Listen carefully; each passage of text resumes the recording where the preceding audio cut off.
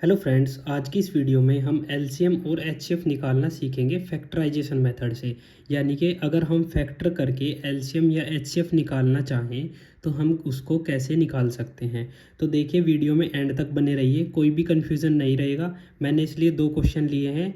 अगर आपको first question में कोई कन्फ्यूज़न रहा तो वो सेकंड में सोल्व हो जाएगा। तो देखिए, यहाँ पर ये 18 है। अगर आप कन्फ्यूज़ हो रहे हो तो ये मिस्टेक हो गई थी, ये 18 है। अब देखिए, हमारे पास वैल्यू है 12, 18 और 26। इसका हमें क्या निकालना है? एलसीएम।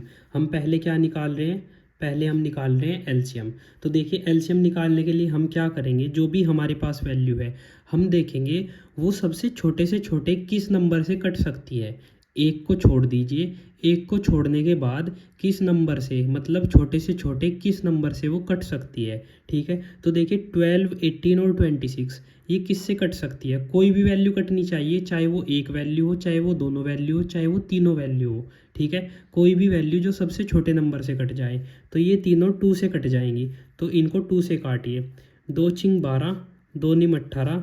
ठीक है, 2 गुना 13 कितना हो जाएगा? 26। यानी कि 2 से काटने का मतलब है उनका हाफ कर दीजिए, जैसे डिवाइड करते हैं नॉर्मली। ठीक है, तो यहाँ पर देखिए हमारे पास वैल्यू आ गई 6, 9 और 13। अब देखिए, इसके बाद हम क्या करेंगे? अभी भी इनमें से एक वैल्यू, यानी कि जो हमारा 6 है, ये हमारा 2 से कट रहा है। तो जब तक 2 से कटेगा हमें तब तक 2 से काटना है। ठीक है, तो फिर 2 से काटते हैं। 2 तिया 6। अब ये जो 9 है ये 2 से नहीं कटेगा, तो इसको एज इट इज़ लिखिए। 13 भी 2 से नहीं कटेगा, तो इसको भी एज इट इज़ लिख दीजिए। अब देखिए 3, 9 और 13।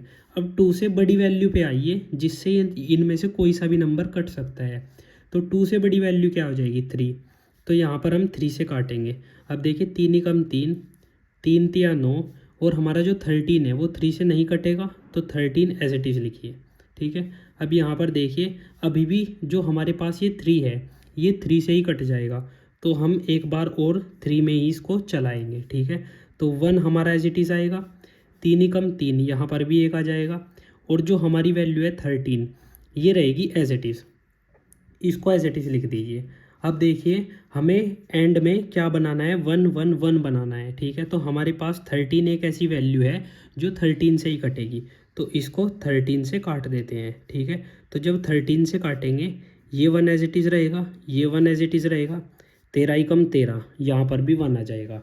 इसका मतलब हमें तब तक ऐसा करना है जब तक हमारे पास लास्ट में वैल्यू 1, 1, 1 ना आ जाए। ठीक है, तो यहाँ पर देखिए एलसीएम क्या होगा। ठीक है, तो एलसीएम हमारा क्या होगा? ये जो हमारे पास फैक्टर्स आए हैं इनको यहाँ पर मल्टीप्लाई में लिख दीजिए।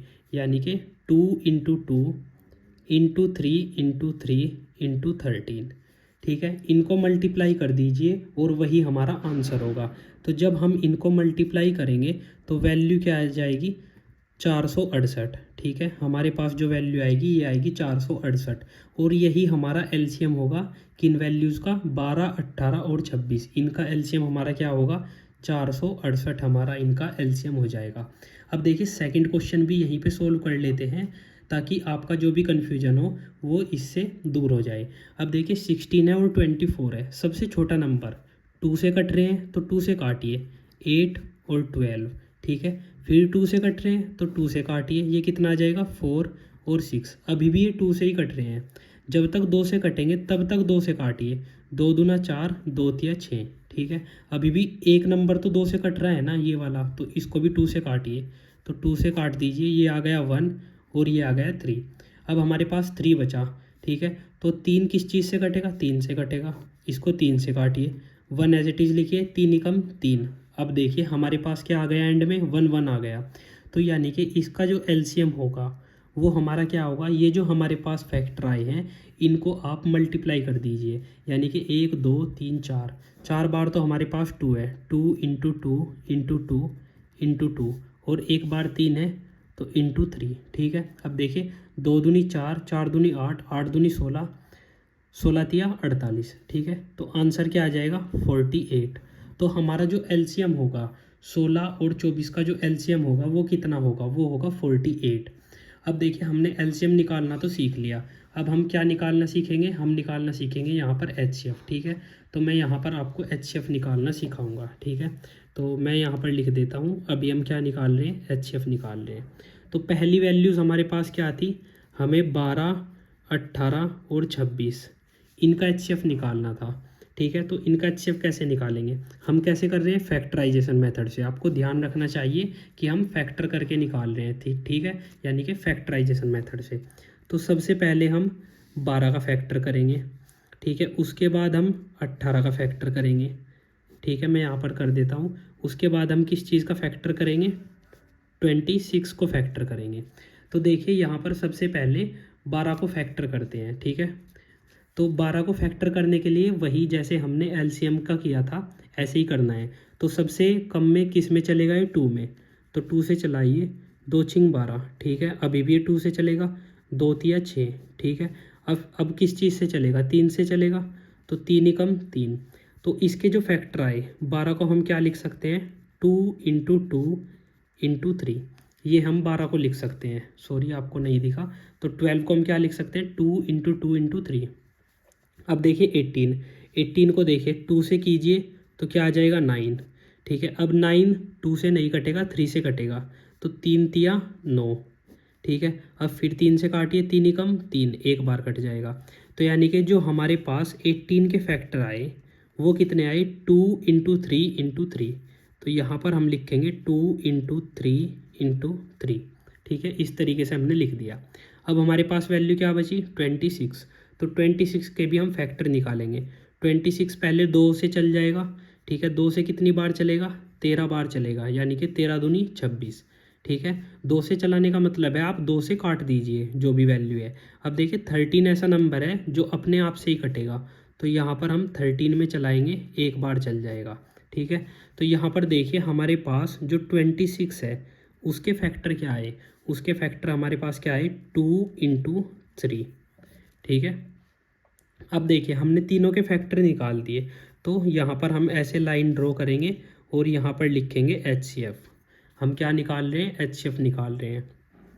तो यहाँ देखिए ये जो 2 है, ठीक है, इसको देखिए, इसके साथ के 2 मतलब आपको ना जो तीनों में कॉमन है वो लेना है, ठीक है, तीनों में जो कॉमन है वो लेना है। अब देखिए ये जो 2 है ये इन तीनों में मुझे कॉमन मिल गया, ठीक है, तो मैं यहाँ एक 2 लिख दूंगा, ठीक है। अब देखिए यहाँ पे 2 है बट ना तो इसमें 2 बचा ना इसमें 2 बचा, तो ये 2 मैं नहीं लूँगा, ठीक है। इसके बाद देखिए सॉरी ये ना यहाँ पे 13 है, ठीक है, ये 2 इंटू 13 है, ये देखिए 2 इंटू 13 है 26 का, यानी कि 2 इंटू 13। अब देखिए यहाँ पर हमारे पास 3 है, यहाँ पर भी 3 है बट यहाँ पर 3 नहीं है, तो हम इस 3 को भी नहीं लेंगे। ये दोनों हमने लेकर देख लिए। अब इस 3 को देखिए, मतलब जो तीनों में कॉमन हो उसको हमें यहाँ पर लिखना है और मल्टीप्लाई करना है। तो यहाँ पर मैं देख सकता हूँ बस 2 ही एक ऐसी वैल्यू है जो तीनों में कॉमन है, तो इसलिए हमारा जो HCF हो जाएगा वो क्या हो जाएगा, 2। इसका HCF क्या आ जाएगा, 2। आपको ऐसे चेक करना है, जो तीनों में कॉमन है उसको यहाँ पर लिखना है, ठीक है। तो यहाँ पर 2 HCF होगा। अब अगर आपको इसमें कन्फ्यूज़न रहा HCF में, तो उसको हम अगले क्वेश्चन से सोल्व करते हैं, ठीक है।